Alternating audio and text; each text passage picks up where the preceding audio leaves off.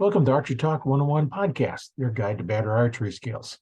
We'll bring you the latest tips, tricks, and expert advice, but that's not all. We'll also have interviews with top archers and industry professionals and reviews of the latest gear and equipment and much more. Okay, that was kind of weird. Started up and I just kind of blanked out. Hey, today we're going to talk about some shooting techniques that we can use. And for some reason here, I have my video playing in the background. So let me get that stopped so we don't have to. I don't want to listen to myself while I'm trying to talk. So um, anyway, here we're going to get the podcast started. Like I said, this is going to be number 175, and on the last one we talked about after we got all the things set up, different ways you can practice to learn the back tension release, the surprise release, and learn how to know what a good release feels like by shooting with your eyes closed, and then finally getting to shooting with your eyes open. And I think was focusing on then was the feel of the bow going off to make sure it was going to work. So today we're going to cover a little bit more than that. Hi, my name is Rory Canterbury, and I'm going to be hosting on Arch Talk 101. And just to let you know, there's multiple ways you can watch and listen to this in the Arch Talk 101 Facebook group. I go live in that group, so you can watch it live and comment. It's available right away. If you want to wait for the video to come out elsewhere, it comes out on Tuesdays and Saturdays on my YouTube channel, Learn to Fix It Yourself. And then the Audible comes out on Mondays and Fridays on Spotify and other places, as well as you can go out to Audible and listen to it there. I have several people that will listen to it there. That's nice and easy. It just keeps playing. New one comes out, they get it right away. And then you can also watch the videos. There's links to the YouTube channel on archtalk101.com website. So you can go out there, and there's other things out there as well. So that's ways you can listen to it. And if you ever want to be on the podcast, talk about archery, hey, just let me know. Um, Archers are welcome anywhere from, I'm thinking about getting a bow to Olympic archers. You're all welcome on the show. Everybody has a viewpoint, and that's why I call it Archer Talk 101. That's the name of the podcast because we're here to help you learn how to shoot better. And the tagline is your guide to better archery skills, because that's my goal, is to teach you a little better. And that's why I started doing some of these lessons on these podcasts. So let's get right into the meat of the show today. And now we've gone, like I said, we've gone over and uh, we've got the feel of the form, how the shot should feel. So I was focusing there. We wasn't really focused as much on where the arrow goes. So we didn't really care. We just wanted to focus on that form. Now that we've practiced that form, always go back to that if you have any problems. Now we practice that form. Now we want to learn how to get a little bit better. And on one of the previous ones, I talked about shooting at a horizontal line and vertical line. That's a good way to, kind of get you the confidence you can hit your spot. So now what we're going to do is we're going to go through and we're going to put a target up. It could be a single spot or a 5 spot. I like shooting at the 5 spots because it gives places to put my 5 arrows instead of stacking them all in together. Once you get good enough where you're stacking them, generally hitting the X ring, you're going to start wrecking arrows, and they get expensive. They're expensive when I started. They're even more expensive now, I think, than it was before. So you don't want to wreck your arrows if you can avoid it. So well, I'm just going to talk about mostly a 5 spot, just because that's kind of what I prefer. Or if you have a 3 spot, that's okay too. But I'm going to talk about the 5 spot. So what you want to do is you want to come, once you draw back, we've got over technique down, you draw back and then just kind of close your eyes. Don't put your finger on the trigger yet. Keep it behind the trigger. I'm assuming right now you have a wrist strap fastened on correctly onto your wrist, not on your hand. And put your finger behind the trigger when you draw back. And if you want to see how your form is, go ahead and close your eyes and relax. Open your eyes and see where that pen is. If that pen's not where you want it, you need to change something. Either your grip is off or your feet are off. We used to do that when I was shooting in high school in a rifle team. We would take and breathe in, breathe out, because you shoot when you're on the exhale. And then, as you get a little bit better, you can time it between your heartbeats. But that's a little bit more advanced. But So we'd exhale, open our eyes, and look, if we're not on target, we'd shift our feet. Maybe I had to move our knees slightly, or our foot slightly, or our elbow, or something slightly. And then close your eyes, breathe in, breathe out, open them up. Once you're on target, next time you breathe in, you breathe out, and you squeeze the trigger. So taking that concept into archery, we're going to go and draw back, your eyes open. You can do that. And then, make sure your bow's level, make sure it feels good. Close your eyes. And now just kind of relax, let everything sit there, open your eyes. If you're way off the target and you have to pull back, then you're naturally going, that's your natural position where your aim point is. So you might need to shift your foot back, or you shift forward or in or out. If you're shooting, if you're aiming up too high, well, you may need to move your feet a little closer together. Or if you're too low, if you're too low, you probably need to move them back a little bit to raise it up. Or you might be arching in or out. So if with your eyes closed, you can see what your body's doing. Make sure your body is in a good form, standing upright, not kind of twisted or hunched over. Make sure you're up. And now, once you do that a few times, you're going to learn that is the position you need to have your feet in. Now I teach a pretty closed stance because that allows that arm, when it goes off, to go straight to your target. So that's what you want to do, is figure out what your stance is to be in a neutral position where you're not using any muscles to twisting or turning. So you want to shoot that way. Now you remember you've got 5 different spots, 5 different positions. So you might have to learn that, okay, for the top left one, here's this position. The top right one, maybe I need to shift that foot back just a half inch. And now that lines me up perfectly on that target. Maybe for the bottom ones, you need to, move your feet closer together, or whatever however, which way you want to do them. So take and get that gives you a neutral position, because anytime you're using muscles to pull the bow into alignment, when you shoot, what happens? You're going to relax. So once you relax, now then that bow has a tendency to go towards your neutral position. So that's something you want to look at when you're going through and shooting. You go through your practice, and then you're going to eventually, if you do that enough, you're going to shoot at that target.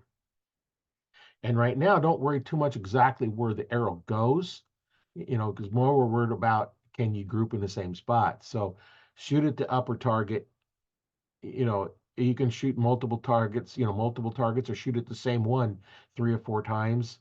And if you start getting a really tight group, then you might want to move to different target. Maybe what you do for the left side, you're in one position, the right side, move both feet forward just slightly. That might be what you need to do. And then, maybe you want to shoot the top left one and then the bottom left one, because now you're sliding your foot in and out. And then maybe you want to move over and do the right side. It's something that you need to figure out what technique you want to use to make yourself the most advantageous way to hit the target you're aiming at. And, we've gone through, we know you can hit the target because with the horizontal line that's, 3/4 of an inch thick. And, you can hit that consistently anywhere on the line, the vertical line, horizontal line. So now, we can hit that X ring, because we've just proved to ourselves that we can do it, because we hit that same thickness of line horizontally as we did vertically, which makes us put in that one little spot. So we can do it at this point, minus any, errors that we introduce as we're shooting through it. That's the thing that you want to not think about. Your last shot, it's done. You can't fix it. Don't think about your next shot, because it hasn't happened yet. Concentrate on the only one arrow that counts is the one that's loaded in your bow now. Just like when you're out hunting, your first arrow is when it counts. You can't think about your last arrow or your next arrow, because you only get one arrow. Now, once in a while you can get more than one, but generally you get one shot. That's it. Make it count. So you want to make sure you go through all that. Now, me, I don't really use any warm-up targets. If I want to go do warm-up target, because I like to hunt, so I'm going to go through and my first arrow counts. I'm not going to shoot 3 or 4 arrows, 5 arrows, 6, shoot around and just kind of get warmed up. The way I warm up is I'm just going to draw the bow back and let down a couple times, make sure all the muscles are working. I may take my practice string that I have. That's the string that I've talked about many times on the podcast, where I have a string that's the length that goes around my thumb that I'm holding the bow with. That's my draw length. So now I can work on my form without even shooting the bow, and I can do that release until that arm goes straight forward and that string comes straight off my hand to the target. Otherwise, I'm pulling it somewhere. So you can practice that to get the technique down without actually shooting. So get your bow in your hand and draw back, close your eyes, relax, and then open your eyes. Where's your target? That is the thing you want to work on right now. That's the biggest thing to work on, is how am I going to stand to hit that upper left hand target, or the upper right hand target, or the bottom left or right target, or the center target. What am I going to do to stand to take care of that? What do I have to move my feet just to get that perfect alignment? And generally, when you're at a tournament, you've got time in between arrows. You got plenty of time. You can draw back, close your eyes, open up, and if you're right on your target, then start putting your finger on your trigger and go through your shot process. If it's not, okay, what do I need to do? So, you might need to shift, let back down, draw back. Once you're back on that target where you want, close your eyes, open them up, and then go put your finger on the trigger. Or if you're using handheld, take it off the side and move it onto the trigger, because you don't want to close your eyes while you have your hand on the trigger, because you could actually go off and you aren't going to see any danger that might happen in front of you. So that's something you want to go through and take a look at how you can make that a little bit better, line up your technique. That's the biggest part right now, because once you get that under control, where you're aiming at it at your comfortable position, because if you have to pull the bow back or pull it forward, or if you got instead of being a straight, well, you're off to the side, so now you're turned, and now that hand is coming up over the side. What happens when you shoot, that hand goes off to the side. So there's a lot of people that can do it, but I'm the belief that let's not put any errors in it that we can't get out very easily. And that's why I like to teach that closed stance. But that also means that if you don't have the proper grip going through your hand's not like you're grabbing a bat, it's turned off to the side, so it goes down through there. So some will take and curl their fingers and put them on the side of the bow so you can't grip it. The only problem with that is you're putting tension into your hand. And you put tension into your hand, now then when the bow shoots, you relax that tension. And you want to have your hand completely relaxed. So I like to just let them just kind of dangle right there, and don't really put any pressure on them. And when I shoot, I have the older bows, so they jump forward, so they'll hit my fingers, but the sling is on there that won't let it drop to the ground. You'll see a lot of archers, especially the Olympic ones with those great big long recurves, the bars up front, they'll shoot, and then their wrist kind of bends down and the bow drops down. You don't need to have your wrist bending down, but they're kind of forcing through, and that naturally, as your hand, let's see, as your hand goes, it's naturally going to tilt down as you push. You got your hand on the bow, you're naturally going to go forward. That hand is actually naturally going to dip down. So don't worry about that, because by the time your hand dips down, the bow has already released the arrow. The arrow's past the bow. It's off the string. Once it's off the string, you can't change it, how it's going to go. You can affect it up to the point when it relieves the string. And it does not leave the string until the string, back where the neutral position is, where you loaded your bow, it doesn't leave the string there. It goes further forward until it pulls it off. So all the force goes a little bit forward, and then it pulls off.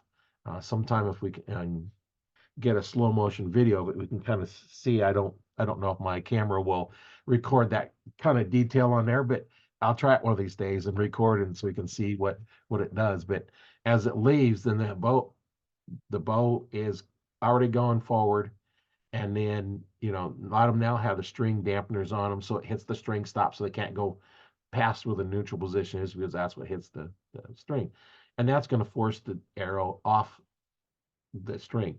Your nock is designed to stay on until it's forced off by the force of the bow going off, and the weight of the arrow pulling it forward so it snaps off. If it doesn't, then it's easy for it to drop off. If it drops, then you can dry fire your bow real easy. If you're at full draw and that nock isn't on there tight and it falls off and you don't realize it, or it slips down, now you can have other problems in there too. But that's just something you need to know your equipment. Make sure it's there. You should hear that little snap when you put it on. If you don't hear that little snap, it's probably a little too loose. You might want to change your nock. And a lot of them now with the unibushings, you just pull out the old one, push the new one in. If you had the old glue-on ones like your wood arrows or some of your aluminum arrows, then you're heating them up, pulling them off, and gluing on new ones. But most of the shooting compounds are shooting ones with nocks that can be replaced, as well as tips that are going to replace. A lot of target archers will actually glue in their tips so they don't have to worry about them coming loose, because it always seems like your tips, you got to check your tips once in a while. Sometimes they'll rattle, they get a little loose. Or the glue in ones that you're not going to change them to put broadheads on them. You're always going to use them for target. Those are your target arrows. So get some glue in ones, and then you don't have to worry about them coming out. So now that we know we have a neutral position where we're at, so we've figured out each of the 5 positions on this target, or if it's a single spot, the 1 position, or the 3 spot ones, or whatever your targets you're going to be shooting. We know the positions we need to be in for those 3 different targets. If you got the 3, in a line, from there for the top target, you're going to do that. And the bottom target, you might slide your foot in, and then the middle one, and move down. So that might be your position, and you just have to learn that. For the first shot, you go here. I know for the second shot, I go here. The third shot, I go here. Kind of like what when I figured out what string walking was. You're just kind of counting wraps around your serving. It's how far down you want to go. That's kind of the real fine tuning on those, but we're not really doing that with the compounds because we're not changing the anchor point or anything else. So that's one of the things that you want to do is figure out which target you're going to be shooting and what your technique is for shooting that target. Because once we've figured out where our body needs to be for that perfect shot, you're going to get multiple good shots out of it. If you're thinking about something else, you're not going to get a good shot. Now that we've figured out where this position is, now let's work on getting a nice tight group. So what you want to do on that is you don't want to look at your pins, because if you're looking at your pins, you're going to hit wherever the pin is pointing. So you hit exactly where you wanted to because you're looking at the pin. You want to focus on only the spot. Now, if you have a little X ring in there and you can see the X ring, that's great. As we get older, we can't see it anymore, but we know where it's at. It's dead center in that center of that target. So you're going to put your pin over that. You're going to concentrate only on where you want the arrow to go. You don't care what the pin does. Because right now, at this point, we've already determined where the pin is going to be when we shoot, because we've found that neutral position for that spot. And now focus only on where you want the arrow to go. Now, your whole concentration is focus on the spot you want it to hit, the center of that X ring. And now you're going to go through the process that we've talked about earlier, that you've developed. What is your shot process? So, for me, I've got already at full draw. I put my finger on the trigger if I'm using my wrist strap, and now I'm going to concentrate on the target. I'm going to have to consciously think about starting to pull. So I'm going to start pulling. I'm going to immediately switch back to focusing on where I want the arrow to go and keep pulling until the arrow goes off. And it should be a total surprise. So you don't know when it goes off. If you're pulling the trigger, you're going to have target panic. You will get target panic if you pull the trigger. So maybe not now, but sooner you will, because if you're trying to pull that trigger, we've talked about that before. If you pull the trigger on a bow, you are thinking about the trigger to make that finger move. And those, if you're not driving, listening to or watching this, put your finger up so that it's up like it's not on the trigger, and have it pointing out. Just relax your hand. Now pick a spot, a very small spot. Like, if you have a light switch, concentrate on one of the screws on the light switch, or the the switch itself. Concentrate on that. Now, don't think about your finger. Make that finger move without thinking about it. You cannot do it. So while you're thinking about pulling the trigger, what did you have to stop doing? You had to stop aiming. So while you're not aiming, what are you going to hit? Exactly what you're aiming at. Nothing. You're not aiming anything because you quit aiming. So that's why you want to make sure you have that technique developed earlier that we talked about, so that you don't have to think about what's going on. You just automatically start pulling and then aim, concentrate on that where the arrow wants to go, where you want the arrow. Only thing you concentrate, thinking about that, and then when it goes off, and you'd be surprised how many times you actually hit that spot because that's the only thing you're focused on. I've seen many times, so it brings up the suggestion and it can mess things up. I was watching one of the cooking competition shows last night, and the guy coming, she was cutting up some stuff, and one of the guys says, "No, make sure you don't cut yourself." It's like, well, I'm not going to cut. I don't want to cut myself. Next thing you know, she cut herself because what put in her mind? Cutting her finger. That was what was put in her mind. That's what was in her mind, and that's what she did. So the same thing goes in archery. You know, don't say, well, I don't want to miss, because what did you tell yourself? What does your mind remember? Miss. They don't remember, don't want to. That's ignored. It's miss, miss, miss, miss. And you're going to miss. More times than not, if that's what's going on, you're going to miss. So what you want to tell yourself is, I see that arrow stuck dead center in that X ring. That's what I'm seeing. I've got the arrow dead center in at the X ring, and that's all you're focusing on is the center of the X ring, and that's where you want it to go. And you'd be surprised how many times it actually goes there. So that's some of the things that I wanted to bring up in this is, how to get that next level of, shooting skill. How am I going to be consistent? Because right now we've worked on the form. The form is what I'm going to say is perfect, for you anyway. Um, we've gone through, we know our site set up because we set that up earlier. Now we may have to do some more tweaking on the site once we get to this point, because as we're getting better at concentrating, and that arrow's not going there, maybe you're concentrating on that center spot, and it feels like that's where that pin is at, and you hit just a little bit low. Well, you need maybe to drop your pin down just a little bit, whether you do one pin or the whole cage, whatever, depending on the site you have. And maybe it needs to drop down a little bit. So you want to look for consistent placement. If it's always consistently 1 inch lower the X ring, then you need to adjust your sight. If one time you're an inch low, inch high, left, right, that's just you varying around. So as you develop this skill more and more, it's going to get tighter and tighter groups. One of the things that can help or hurt your groups being tight is with the tolerance of the arrows. Now, with the aluminum arrows, best you could get was 1.5 thousandths. Now, with the carbon arrows, you can get a 1,000 straightness. So that's a straighter arrow. And if you're shooting a 3 or a 6 or a 7,000 straightness arrow, your groups will not be as tight. They just will not be. Just an example of, you want to have the straightest shaft available. And the reason for that is straighter shaft, tighter groups.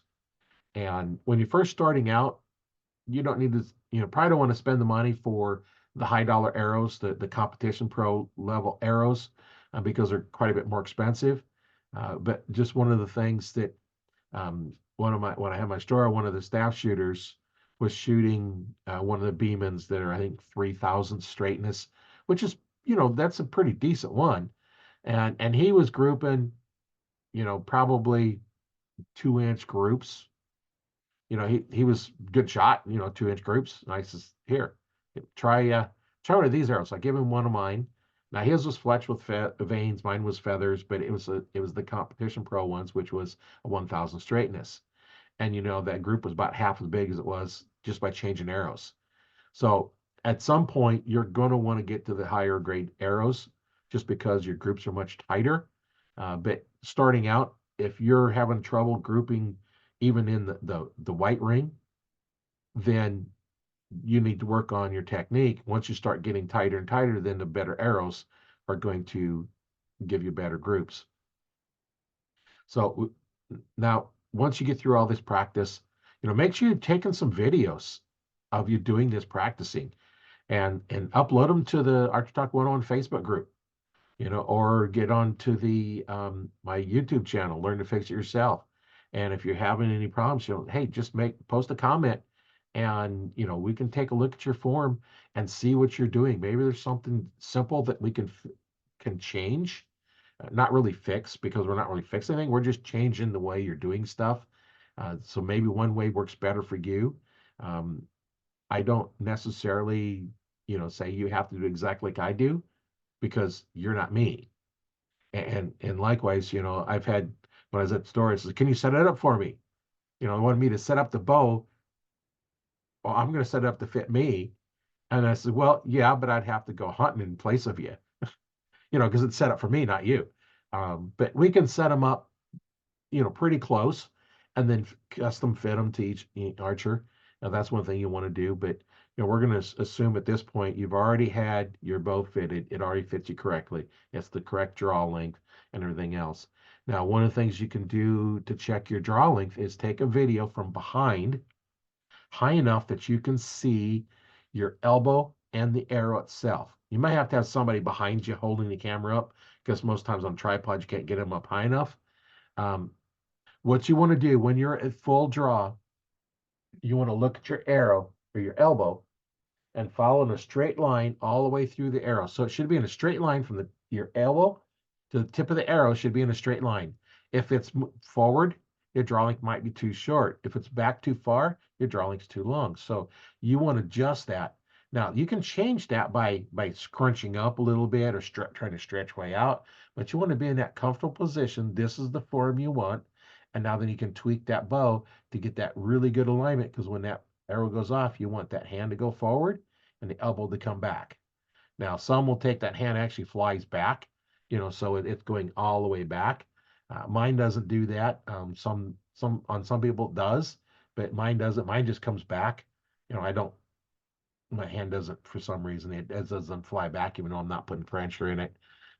I was talking to one guy when I was down at PSE, down at the dealer school, and he shot basically on the guerrilla squad. They shoot 90 pounds, and this was back, oh, probably about 20 years ago now, a little bit more than that, probably about 24 years ago now, and he's shooting 90 pounds, and he was shooting, and when those go off, that hand comes flying back. So it come flying back, and this guy was watching him, and all of a sudden he got up close to him to watch him a little bit closer, comes back and smacks this guy in the head because he was too close. So if you're watching somebody, make sure you know how that hand works, because if it comes flying back, you don't want it to smack you or the camera or whatever. So make sure you're at the right angle, back far enough that you won't get hit by it when you're trying to record it. One thing you don't want to do, that hand should come back. I've seen archers learning this, and then they shoot, and then after the arrow's already gone and already hit the target, now the hand comes back. That's not what it's for. It's for, that's naturally when it goes off, because you're relaxed and it comes back. So don't release, and then, because I've seen them, it's like nothing moves, that shot releases, and then all of a sudden the hand comes back. So make sure you're not doing something like that. Let it do naturally what it wants to do. If your hand comes flying back, let it.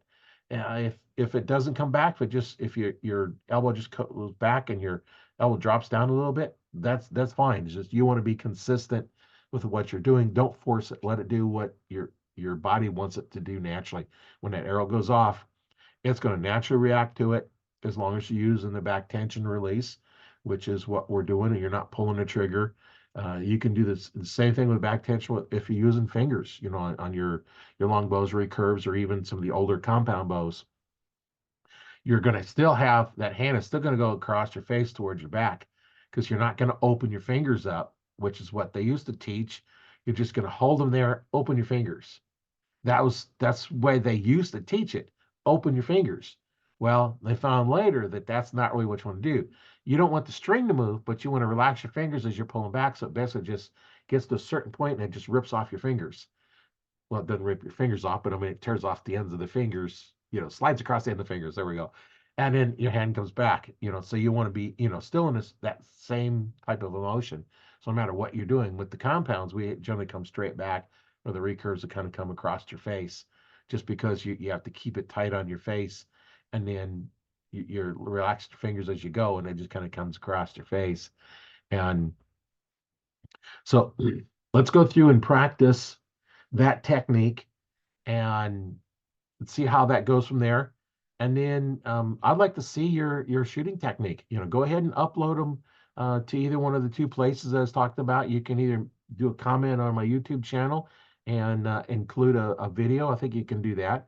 Um, I haven't really done that, but I think you can do that. If not, get a hold of me and send it to me on Messenger, or better yet, get in the Arch Talk 101 Facebook group and then upload the video, and then I can look at it, as well as there's other instructors out there, other bow technicians. Maybe if we need to work on your bow, we can give you hints on what to do, especially if you don't have a pro shop real handy. Then this is the next best thing, is to come in here, and we're going to give you hints and some tips on how to fix stuff. We have people that have been working on the bows for 50, 60 years. We got some that have been working just a few years, but they're working on all the new bows. Some of us don't work on the new bows anymore. So we're working on the older ones. So there's always somebody in here that can help you out with whatever you're doing. And if you don't have a coach, we can help you out with that. There's also options for personally working with me to develop your skills a little bit better. But the best thing to do is start with, let's upload a video to the group and go from there. So that's been kind of the what I wanted to talk about today, was make sure you're figuring out how your neutral position is, and where you're going to go from there, and get a little better shooting skills. So my name is Roy Canterbury. I've been hosting on Arch Talk 101, and we'll see you on the next one. And make sure you follow me. And if you have any questions, get a hold of me. And I'm not hard to get a hold of. So see you on the next one.